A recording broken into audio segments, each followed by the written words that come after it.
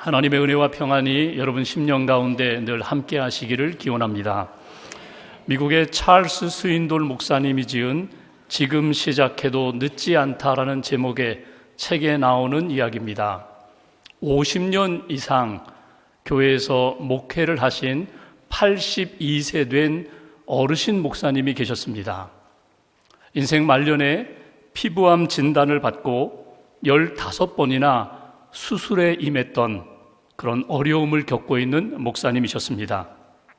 얼굴에는 암이 남긴 상처와 수술 자국 때문에 밖으로 외출하기를 피하셨고 또 사람 만나기를 꺼려 하셨습니다.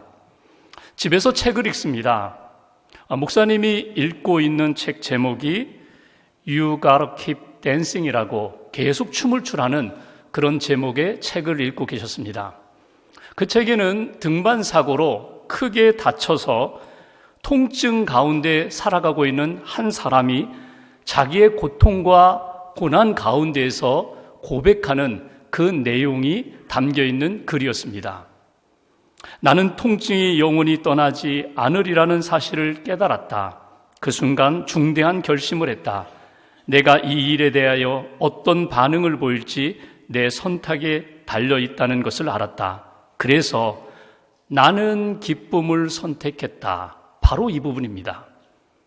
이 연로하신 목사님께서 나는 기쁨을 선택했다라고 그렇게 고백한 통증 가운데서 고백한 그 사람의 글을 읽으면서 말도 안 돼. 미쳤어. 어떻게 기쁨을 선택한단 말이야. 나는 도저히 이런 통증 가운데서는 기쁨을 선택할 수 없어. 그리고 책을 덮어버렸습니다. 그리고 성경을 가져다가 요한복음을 읽기 시작합니다. 요한복음을 읽는 중에 요한복음 15장 11절 말씀, 내 기쁨이 너희 안에 있어 너희 기쁨을 충만하게 하려 함이라. 이 말씀을 읽는데 가슴이 뜨거워졌습니다. 성령의 임재하심을 느끼게 됩니다. 주님의 기쁨이 내 안에 있다고, 주님께서 우리에게 내 기쁨을 너희에게 주었다고, 내 기쁨이 너희 안에 있다는 이 말씀을 읽으면서 목사님이 무릎 꿇고 기도하기 시작합니다. 주님, 저에게 주님의 기쁨이 내 안에 있다고 말씀하시는데 그 기쁨을 발견하게 해 주옵소서, 확인시켜 주옵소서, 그 기쁨을 누리게 해 주옵소서. 하나님 앞에 기도하는데 커다란 기쁨 덩어리가 자기 안에 이렇게 들어오는 것을 느끼게 됩니다. 그 기쁨이 내 인생의 어두운 문제와 그 무거운 짐과 근심의 문제를 한순간에 덮어버리는 것을 경험하게 됩니다. 그래서 목사님이 벌떡 일어나서 방을 빙빙 돌면서 춤을 춥니다. 지금까지 몇 년 동안 누리지 못했던 그 기쁨이 자기 안에 너무나 충만했다는 것입니다. 밖으로 나갑니다. 햄버거를 사 먹으러 나갔습니다. 목사님을 알아본 한 자매가 묻습니다. 목사님, 오늘 기분 어떠세요? 너무너무 좋습니다. 목사님 좋아 보이시는데 왜 목사님 이렇게 기쁘세요? 생일이신가요? 아닙니다. 그보다 더 큰 것입니다. 결혼 기념일이신가요? 아닙니다. 그것도 아닙니다. 그것보다 더 큰 것입니다. 그럼 뭡니까? 예수의 기쁨이 내 안에 있습니다. 예수의 기쁨이 내 안에 충만합니다. 지금까지 몇 년 동안 어둠과 근심에 사로잡혔던 시간과 인생이 기쁨과 감사의 인생으로 변화되었다는 것입니다. 여러분, 요즘 여러분의 인생에 찾아온 근심은 무엇입니까? 그것이 몸의 문제, 육체의 문제입니까? 육체에 대한 근심입니까? 아니면 마음과 정신의 문제입니까? 아니면 영적인 근심입니까? 재정적인 문제로 인한 근심입니까? 사람들과의 관계 속에서 찾아온 근심입니까? 여러분, 그 근심을 여러분들은 어떻게 처리하고 계십니까? 무엇으로 여러분 안에 찾아온 근심의 문제를 해결하고 있습니까? 우리가 읽고 있는 요한복음 말씀 가운데 14장부터 16장까지는 예수님의 마지막 고별 설교입니다. 다락방에 모여서 제자들의 발을 씻어주시고 성만찬을 행하시면서 내 평안을 너희에게 주노라. 너희는 마음에 근심하지 말라. 하나님을 믿으니 또 나를 믿으라. 예수님이 계속해서 평강의 말씀을 주고 계십니다. 그런데 제자들은 아직도 평강을 누리지 못하고 있습니다. 오히려 예수님이 십자가를 지신다는 생각 때문에 근심에 어두운 그림자에 묶여있는 그들을 향하여 예수님이 말씀하십니다. 조금 있으면 너희들이 나를 보지 못하고 또 조금 있으면 나를 보리라. 주님이 주시는 기쁨 안에, 주님이 주시는 평강 가운데 살게 되리라. 이것이 오늘 제자들에게 주신 예수님의 말씀입니다. 오늘 근심 가운데 있는 제자들에게 주셨던 그 말씀을 오늘 우리가 하나님의 음성으로 듣고자 합니다. 근심이 밀려올 때에 우리가 들어야 할 하나님의 음성은 무엇일까? 먼저 16절 말씀을 보십시오. 16절 한 절을 같이 봉독합니다. 조금 있으면 너희가 나를 보지 못하겠고 또 조금 있으면 나를 보리라 하시니. 아멘. 여기에 주님이 이렇게 말씀하십니다. 조금 있으면 나를 보리라, 또 조금 있으면 나를 보지 못하리라. 나를 보지 못한다는 말씀은 무엇입니까? 예수님이 십자가를 지신다는 거예요. 십자가의 사건으로 너희들 눈에 예수님이 십자가를 지고 죽으시겠다는 사건입니다. 또 조금 있으면 너희들이 나를 보리라. 그 말씀은 무엇입니까? 십자가 지신 예수님이 3일 만에 다시금 부활하셔서 부활의 몸으로, 신령한 몸으로 너희들을 만나 주시리라 하시는 말씀입니다. 근심이 우리 안에 밀려올 때에 근심 가운데 우리가 들어야 할 주님의 첫 번째 음성이 있습니다. 조금 있으면 나를 보리라. 조금 있으면 나의 영광을 보리라. 나의 은혜를 만나리라. 이것이 우리에게 주시는 메시지입니다. 여기 조금이라는 이 표현이 헬라어로 미크론입니다. 영어로 마이크로라고 할 수 있죠. 눈에 보일 듯 말 듯한 아주 작은 것, 시간적으로는 잠깐의 순간입니다. 눈 깜짝할 사이의 시간입니다. 어찌 보면 예수님이 지금 이 밤을 보내면 한 10시간 정도 지나면 예수님이 십자가를 지셔요. 지금으로부터 한 나흘이 지나면 부활의 몸으로 예수님을 만나요. 인간적으로 계산하는 10시간이다, 3일이다, 4일이다 이렇게 계산할 수 있는 시간이지만 하나님께서 보시는 시간은 잠깐의 시간, 조금 있으면 나를 보지 못하고 조금 있으면 나를 보리라. 내가 지금 만난 이 고난의 문제, 근심의 문제, 염려의 문제, 두려움의 문제가 하나님의 은혜 가운데 조금 있으면, 잠깐의 시간만 기다리면, 믿음으로 기다리고 인내하면 하나님의 영광을 보게 되리라. 나를 만나게 되리라. 이것이 우리에게 주신 첫 번째 은혜의 말씀입니다. 낙심하지 말라는 거예요. 초조하지 말라는 거예요. 그냥 근심에 파묻히지 말라는 거예요. 하나님의 시간 속에 믿음으로 기다려라. 초대교회 순교의 역사를 보면은 로마 원형 경기장에서 사자의 밥이 되었던 순교한 많은 그리스도인들이 있습니다. 굶주린 사자들이 그리스도인들을 잡아먹으려고 달려오고 있습니다. 그때 엄마의 품에 안긴 어린 아이가 그 달려오는 사자를 바라보면서 앙하고 웁니다. 무서워서 웁니다. 그때 엄마가 어린아이에게 이런 이야기를 했다고 합니다. 얘야, 잠깐만 참아라. 곧 밝아질 것이다. 얘야, 잠깐만 참아라. 곧 밝아질 것이다. 사자의 밥이 되는 고통의 시간이 있지만 잠깐이다. 조금 있으면 우리가 하나님의 품에, 영원한 하나님의 나라에 주님을 만나는 시간으로 들어갈 것이다. 이것이 바로 미크론입니다. 조금 있으면 하나님의 영광을 보리라. 근심은 잠깐 동안 지나가는 시간이다. 주님이 우리에게 말씀하시는 내용입니다. 여기 조금 있으면이라는 것이 시간적으로는 짧은 시간이지만 질적인 무게로 본다면 하나님의 큰 역사에 비하면 아주 작고 가벼운 일이다. 이렇게 볼 수 있어요. 하나님의 크고 놀라운 역사에 내가 그 하나님의 플랜 가운데, 하나님의 섭리와 계획하심 가운데 살아가는 동안 내가 만난 이 문제는, 근심거리는 하나님 앞에서는 결코 큰 일이 될 수 없다는 거예요. 우리는 크고 작은 일을 만날 때마다 전화를 걸고 사람들에게 말을 하면서 큰일 났다, 큰일 났다, 큰일 났다는 말이 아예 입에 붙었어요. 그런데 주님은 그렇게 보시지 않습니다. 이것은 지극히 작은 일이다. 이것은 하나님의 역사 가운데 내게 꼭 필요한 일일지 모르지만, 지나가는 역사일지 모르지만 하나님의 역사 가운데 지극히 작은 일임을 너희들이 놓치지 말라고 주님은 말씀하십니다. 필연적으로 우리 안에 찾아올 수 있는 고난이 있어요.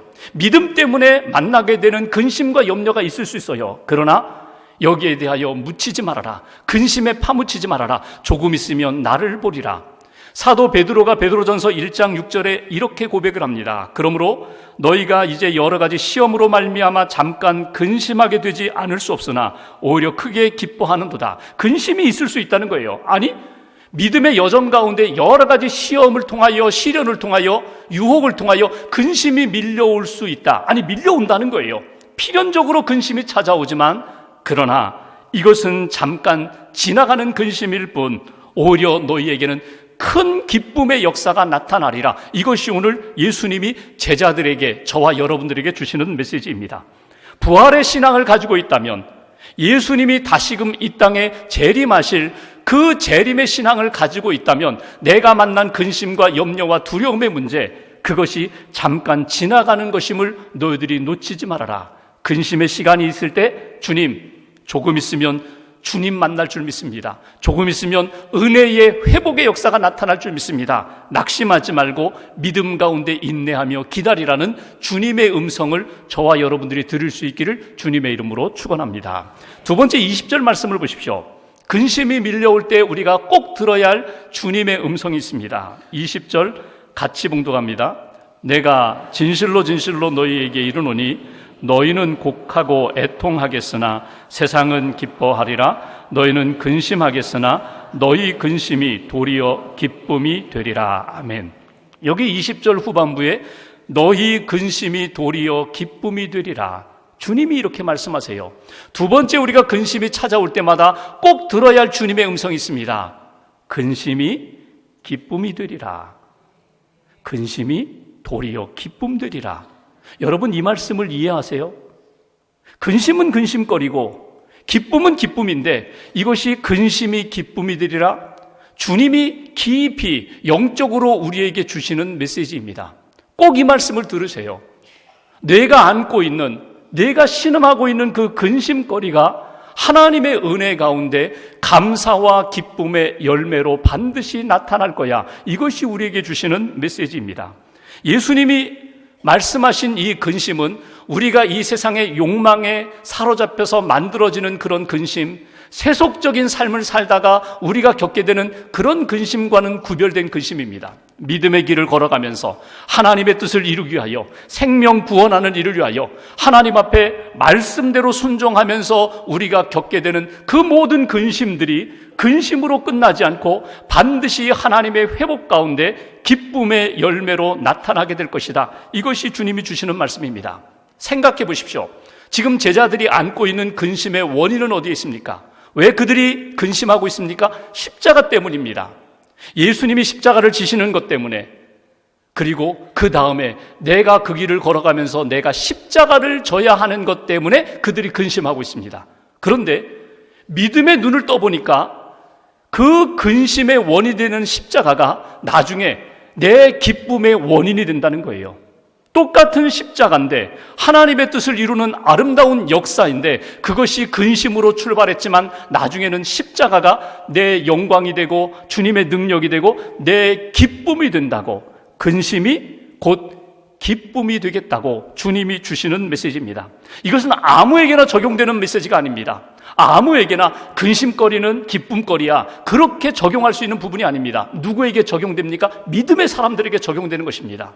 예수님을 믿고 구원받은 사람들, 하나님의 큰 역사와 능력을 믿는 사람들, 오늘도 내가 감당하고 있는 이 모든 역사 가운데 하나님의 뜻이 이루어지고 하나님의 영광이 나타나고 나는 하나님의 손에 붙들림 받은 인생이야, 하나님이 나를 사용하고 계셔, 이 믿음을 가진 사람들이 만나는 근심거리가 하나님의 은혜 가운데 기쁨의 능력과 열매로 나타나겠다고 주님이 말씀하시는 내용입니다.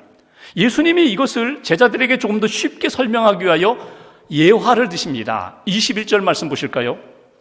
예수님이 이렇게 말씀하십니다. 제가 봉독합니다. 여자가 해산하게 되면 그 때가 이르렀으므로 근심하나 아기를 낳으면 세상에 사람 난 기쁨으로 말미암아 그 고통을 다시 기억하지 아니하느니라. 여러분, 예수님의 이 비유가, 이 예화가 어떤 의미입니까? 결혼했어요. 임신했어요. 배가 점점 불러와요. 그러면 출산을 앞두고 산모는 다, 임산부는 걱정합니다. 근심이 많습니다. 왜? 아이 때문에.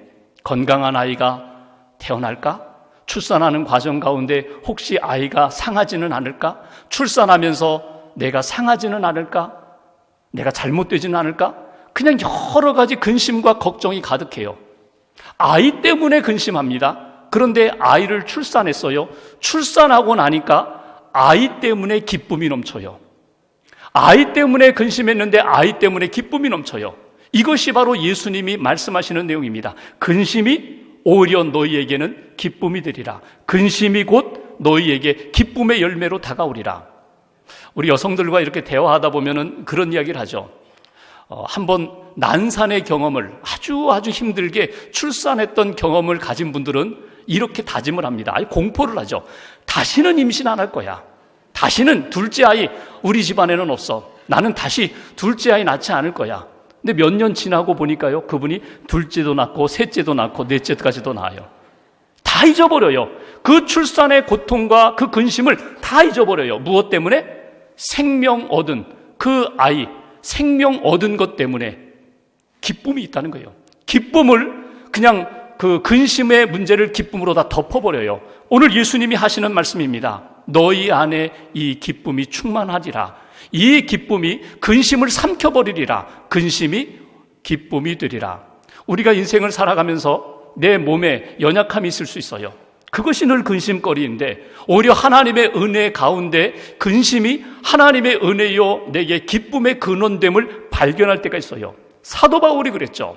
바울이 육체의 가시 때문에 하나님 앞에 3번 간절히 기도했습니다. 3-4번이 아니라 목숨 걸고 하나님 앞에 기도했어요. 그 육체의 가시가 뭔지는 몰라요. 안질인지 풍토병인지 간질인지 모르지만 이것 때문에 사역이 잘 이루어지지 않아요. 하나님 앞에 목숨 걸고 기도합니다. 하나님 고쳐주십시오. 거두어 가십시오. 근데 하나님이 주신 응답은 무엇입니까? 내 은혜가 내게 족하다. 그게 은혜라는 거예요. 내 육체의 가시가 은혜가 된다. 그렇게 하나님의 말씀을 받고 사도 바울이 영적으로 소화합니다. 내가 교만하지 않도록, 내가 하나님만 의지하도록, 내가 겸손히 주님의 일을 감당하도록 육체의 가시는 내 삶의 은혜요, 내 삶에 주신 기쁨이라고. 이것이 하나님이 오늘 예수님을 통하여 우리에게 주시는 메시지예요. 여러분, 우리 인생 가운데 반드시 근심거리가 있습니다. 그런데 놀라지 마십시오. 하나님이 주시는 이 기쁨이 우리의 마음 가운데 찾아온 근심을 하나님이 지배하게 하신다는 거예요. 기쁨이 근심을 지배하게 하리라. 그러므로 내 인생 가운데 근심이 기쁨이 되게 하리라. 주님이 주시는 이 음성을 저와 여러분들이 꼭 들을 수 있기를 주님의 이름으로 기원합니다. 마지막 23절 말씀 보십시오. 23절 제가 봉독합니다. 그날에는 너희가 아무것도 내게 묻지 아니하리라. 내가 진실로 너희에게 이르노니 너희가 무엇이든지 아버지께 구하는 것을 내 이름으로 주시리라. 24절 같이 봉독합니다. 지금까지는 너희가 내 이름으로 아무것도 구하지 아니하였으나 구하라 그리하면 받으리니 너희 기쁨이 충만하리라. 아멘. 근심 가운데 우리가 꼭 들어야 할 주님의 음성이 있습니다. 너희 기쁨이 충만하리라. 내가 너희에게 준 그 기쁨이 너희 심령 가운데, 삶 가운데 충만하리라.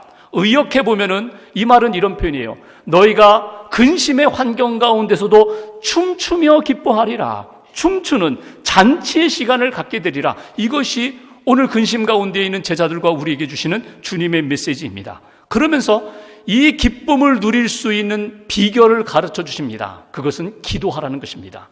기도하면 성령님을 통하여 기쁨의 열매를 주리라. 기도하면 너희 마음 가운데 있는 근심의 어두움을 성령의 빛으로 몰아내 주시리라. 너희 기쁨이 충만하도록 만들어 주신다고. 왜 우리가 이 기쁨을 누리지 못하는가? 기도하지 않았기 때문이라고 예수님은 진단하시고 우리에게 말씀하십니다. 지금까지는 기도하지 않았다면 이제부터라도 기도하라는 거예요. 너의 욕심을 가지고 기도했다면, 너의 자격과 능력을 가지고 기도했다면 이제는 예수님의 이름을 의지하여 기도하라는 거예요. 기도하면 하나님과의 영적인 관이 깨끗하게 청소되면 하늘로부터 부어주시는 기쁨의 폭포수가 임하게 될 것이다. 여러분, 그동안 기도하지 않으면요, 하나님과 우리 사이에 기도의 관이 막혀요. 기도가 막히면 하나님 앞에서 정말 힘든 시간을 살아가면서도 은혜의 역사, 회복의 역사를 경험할 수가 없어요. 다시 한번 기도를 회복하십시오. 예수님의 이름으로 기도를 회복하십시오. 예수님의 이름으로 기도한다는 것이 무엇입니까? 예수님의 십자가의 공로를 의지하게 되고 예수님의 부활의 능력을 의지하는 거예요. 죄의 문제, 죽음의 문제를 우리가 해결할 수 없는데 예수님이 십자가에서 죄와 죽음의 문제를 다 해결하시고 우리의 죄를 용서하셨습니다. 새 생명을 주셨습니다. 그 예수님의 십자가의 공로와 부활의 생명, 그 부활의 능력을 의지하여 예수님의 이름으로 기도하면 은혜의 보좌 앞에 나아갈 수 있다. 주님을 만날 수 있다. 주님의 능력 가운데, 주님이 주시는 기쁨 가운데 어두움, 근심과 염려의 문제를 주님이 다 다스려 주시리라. 이것이 주님이 우리에게 주시는 말씀입니다. 사도행전을 보십시오. 늘 근심의 문제는 찾아왔습니다. 두려움과 불안의 문제는 찾아왔습니다. 1장, 2장에 보면은 마가의 다락방에 120명이 모여서 기도할 때에 전심으로 집중하여 기도할 때 성령이 그들에게 임하고 믿음의 용사들로 바뀌는 것을 보게 됩니다. 12장에 보면 베드로가 복음을 전하다가 옥에 갇혔습니다. 베드로와 그 감옥 밖에 있는 성도들이 한 일은 딱 한 가지, 기도하는 일이었습니다. 기도할 때에 옥문이 열린 역사를 보게 됩니다. 또 16장에 보면은 바울과 실라가 빌립보에서 복음을 전하다가 역시 감옥에 갇혔습니다. 그들이 한 일이 무엇입니까? 하나님 앞에 찬송하며 기도할 때 옥문이 열리고 오히려 자결하려고 하던 그 간수와 그의 가정을 구원하는 역사로 하나님이 만들어 가시는 것을 보게 됩니다. 기쁨의 역사에 장애물들이 있어요. 끊임없이 우리 안에 찾아오는 근심거리가 있어요. 그런데 그 모든 기쁨의 장애물들과 근심거리들을 기도할 때에 성령님이 도와주시고 성령님이 함께 하시면 너희 안에 참된 기쁨으로 충만하게 되리라. 이것이 오늘 우리에게 주시는 메시지입니다. 머리로만 간직하지 마시고 우리의 가슴 가운데, 영적인 삶 가운데 기도의 영성을 회복하는 저와 여러분 되시기를 주님의 이름으로 축원합니다. 어느 가정에 아버지가 사업에 어려움을 겪게 됩니다. 사업이 어려워지자 집안 분위기가 말이 아니에요. 먹구름이 가득 들여져 있는 그런 집처럼 어두워요. 무거워요. 말들을 안 해요. 대화를 못 해요. 그렇게 며칠을 보내는데 어느 날 중학교 다니던 아들이 학교에 돌아와서 문을 여는데 음악 소리가 들려요. 노래 소리가 들려요. 들어보니까 엄마가 부엌에서 요리하면서 또 설거지하면서 찬송을 부르는 소리예요. 찬송 소리를 들으면서 이 아들이 신발도 벗지 못하고 그냥 현관에서 얼어붙은 것처럼 그냥 서 있었어요. 근데 그 순간에 번개처럼 자기 머리와 가슴 속에 내리 꽂는 한 단어가 있었습니다. 하나님. 하나님. 지금까지 엄마 아빠 따라서 교회를 몇 년 동안 다녔는데 한 번도 제대로 불러보지 못했던 이름 하나님. 하나님을 부르게 돼요. 그리고 자기 방에 들어가서 하나님 앞에 기도합니다. 하나님, 우리 아버지 망했다고 합니다. 하나님께서 우리 아버지 좀 도와주세요. 기도다운 기도를 처음 하는 거예요. 하나님, 우리 아버지 좀 도와주세요. 하나님, 우리 가정 좀 도와주세요. 그렇게 기도하는데 자기도 모르게 막 눈물이 쏟아져 나오는 거예요. 근데 눈물로 펑펑 기도하는데 자기 마음 가운데는 평안과 기쁨이 채워지는 거예요. 그래서 밖에 나와서 엄마에게 그 얘기합니다. 내가 하나님의 이름을 부르고 하나님께 기도했는데 내 안에 평안도 주시고 기쁨도 주셨다고.